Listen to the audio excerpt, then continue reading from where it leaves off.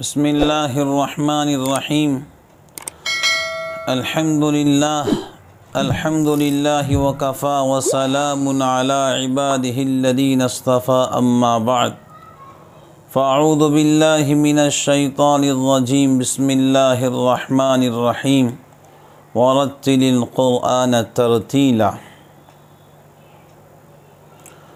محترم سامعین و ناظرین، امید ہے آپ تمام حضرات بخیر و عافیت ہوں گے انشاءاللہ الرحمن۔ اللہ ہم کو آپ کو سب کو خوشحالی بھری زندگی عطا فرمائے۔ رمضان شریف قریب میں ہے۔ رمضان شریف سے پہلے ہم نے اپنے اوقات کا شیڈول بنا لینا چاہیے۔ ہمارے اکابرین 6 مہینہ پہلے سے رمضان کا انتظار کیا کرتے تھے۔ اب بالکل قریب ہے رمضان شریف کا مہینہ۔ اس مہینے کو قرآن کریم سے خاص مناسبت ہے۔ ہم ہرگز اپنے وقت کو ضائع نہ کریں، فضول اللغو باتوں کے اندر اپنی قیمتی اوقات کو ضائع نہ کریں۔ روزے کی حالت میں موبائل پر اپنے وقت کو ضائع نہ کریں کہ کوئی گیمز کھیل رہا ہے، کوئی ڈرامہ دیکھ رہا ہے، کوئی سیریل دیکھ رہا۔ اللہ حفاظت فرمائے، اللہ تعالیٰ 100 بار حفاظت فرمائے۔ یہ وہ چیزیں ہیں جو شریعت میں درست نہیں، ناجائز ہیں۔ بہت سارے نوجوان بھائی اور بہنیں بحالت روزہ کس طرح وقت کٹیں، وہ جو ہیں موبائل پر گیمز کھیلنے میں مصروف ہوتے ہیں، یہاں تک کہ پورا دن ایسا گزرتا ہے کہ قرآن کریم پڑھنے کی اور ذکر اذکار کی توفیق نہیں ہوتی۔ اللہ ایسے سیاہ دین سے ہم سب مسلمانوں کی حفاظت فرمائے۔ زندگی میں کوئی دن ایسا نہیں گزرنا چاہیے کہ جس دن ہم نے قرآن کریم کی تلاوت نہ کی ہو۔ اخبار تو روز کھلتا ہے لیکن گھر میں رکھا قرآن روز نہیں کھلتا۔ اللہ حفاظت فرمائے ایسی جہالت والی زندگی سے ہم سب کی۔ رمضان شریف لوگوں نے کیسے گزارا ہے؟ آئیے ہمارے اکابرین نے رمضان کیسے گزارا کرتے تھے، دو چند باتیں عرض کر دیتا ہوں۔ حضرت ابو بکر بن عیاش رحمۃ اللہ علیہ کے بارے میں لکھا ہے، وہ خود کہتے ہیں کہ میں نے زندگی کے 30 سال ایسے گزارے ہیں کہ ان 30 سال میں ہر روز میں نے ایک قرآن کریم پڑھ کے ختم کیا ہوں۔ الحمدللہ، رمضان شریف میں نہیں بلکہ ہر روز ایک قرآن کریم ختم کیا کرتے تھے ابو بکر بن عیاش رحمۃ اللہ علیہ۔ لکھا ہے حضرت قاری سید صدیق باندھوی رحمۃ اللہ علیہ کے بارے میں کہ ایک مرتبہ انہوں نے تراویح کے اندر 20 رکعتوں میں 21 پارے کی تلاوت فرمائی۔ انہی کے بارے میں لکھا ہے کہ اپنے مقام پر ہتھوڑا کے اندر وہ 10 دن کے اندر خود تراویح سناتے اور قرآن کریم ختم کیا کرتے تھے، اور پھر باقی 10 دن حضرت مولانا اسعد اللہ رحمۃ اللہ علیہ کے پاس خانقاہ کے اندر جا کر گزارتے، پھر آخر عشرہ اپنی مسجد میں اعتکاف فرماتے۔ خود انہوں نے لکھا ہے کہ 16 سال کی عمر سے لے کر موت تک کبھی زندگی کے اندر میرا اعتکاف کا ناگہ نہیں ہوا ہے۔ محدث کبیر حضرت مولانا علامہ یوسف بن نوری رحمۃ اللہ علیہ کے بارے میں لکھا ہے، ایک دوست بڑے عزیز ان کے دوست تھے، وہ قاری تھے، قرآن کریم بڑا نفیس اور بہترین پڑھتے تھے۔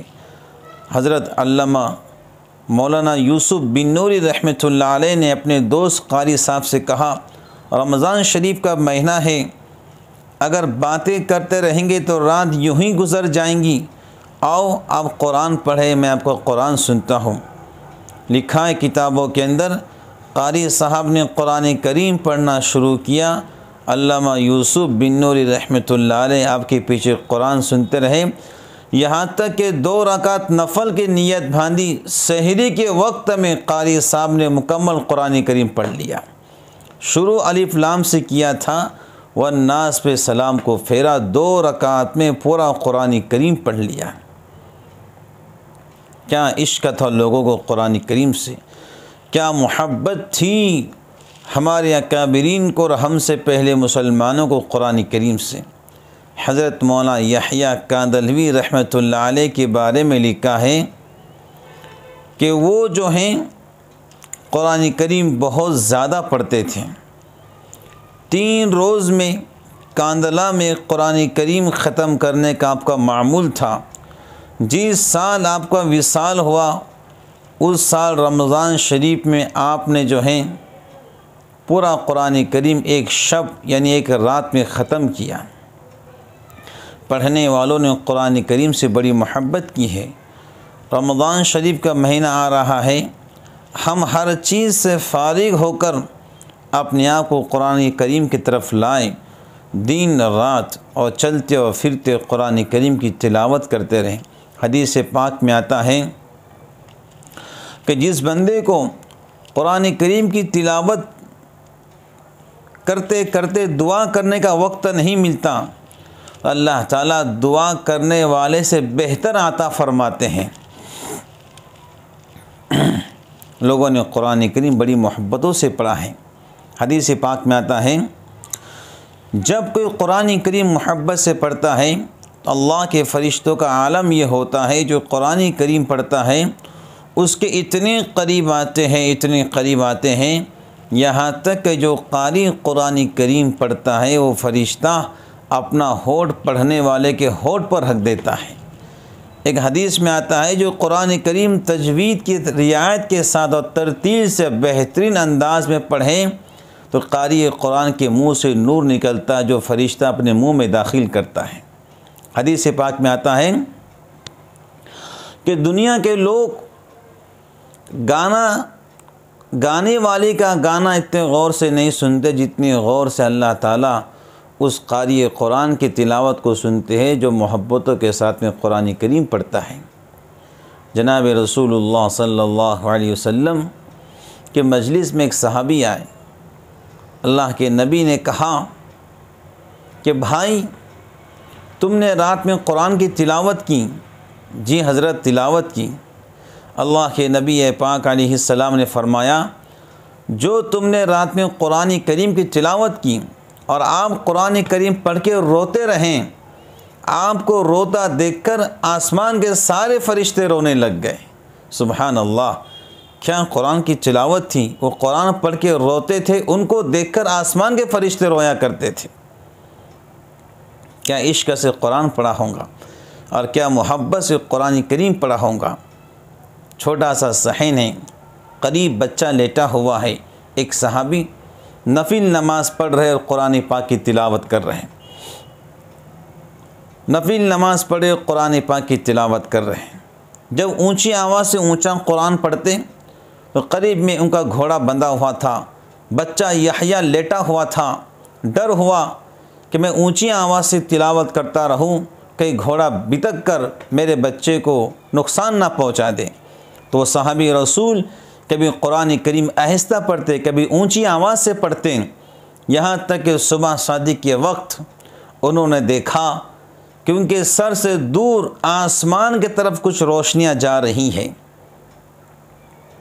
وہ تشریف لائیں حضرت محمد الرسول اللہ صلی اللہ علیہ وسلم کی خدمت اقدس میں اور کہا حضرت رات میں میں نے یہ واقعہ دیکھا، میں اونچی آواز سے اونچا قرآن پڑھتا تو گھوڑا بدکتا، مجھے ڈر ہوا کہ میرا بیٹا یحییٰ میرے قریب لیٹا ہوا ہے کہ اس کو نقصان نہ پہنچا دے، میں آہستہ پڑھتا، پھر اونچا پڑھتا، پھر آہستہ پڑھتا، یہاں تک کہ صبح صادق کے وقت میں نے دیکھا میرے سر سے دور آسمان کی طرف کچھ روشنیاں جا رہی تھیں۔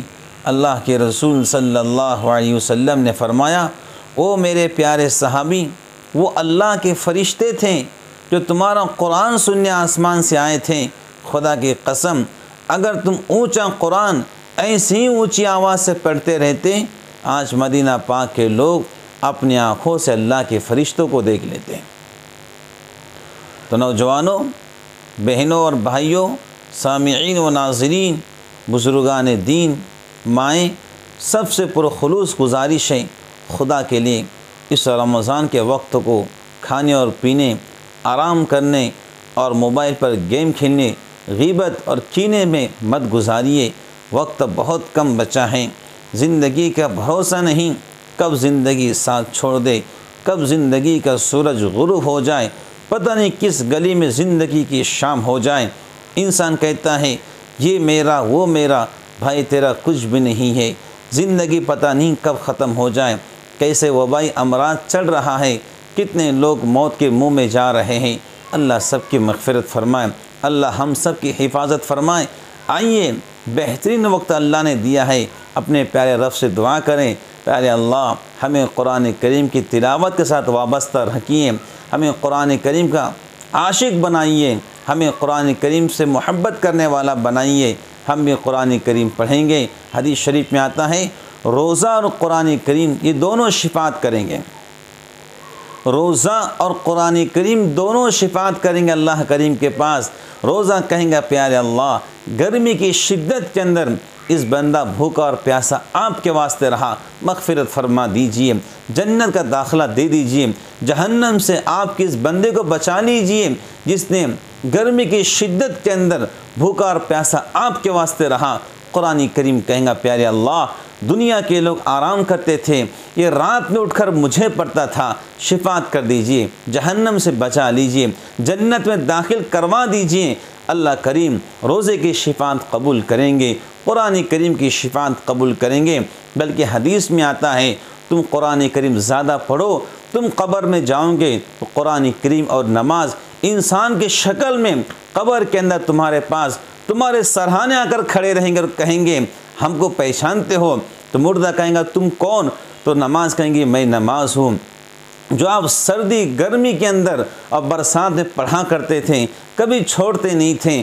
قرآن کریم کہیں گا مجھے جانتے ہو، میں آپ کا قرآن ہوں، دنیا کے لوگ آرام کرتے تھے، آپ مجھے پڑھتے تھے، آج آپ قبر میں آئے ہیں، ہم آپ کے ساتھ ہیں، آپ بے فکر رہیے۔ یہ قرآن کریم اور نماز یہ انسانی شکل میں خوبصورت حسین و جمیل چہرے لے کے قبر میں آئیں گے۔ اللہ کریم پوری زندگی قرآن کریم سے وابستہ رکھیں، قرآن پاک کی تلاوت کی توفیق اور اس پر عمل کی توفیق عطا فرمائیں۔ آمین ثم آمین، وآخر دعوانا ان الحمد للہ رب العالمین۔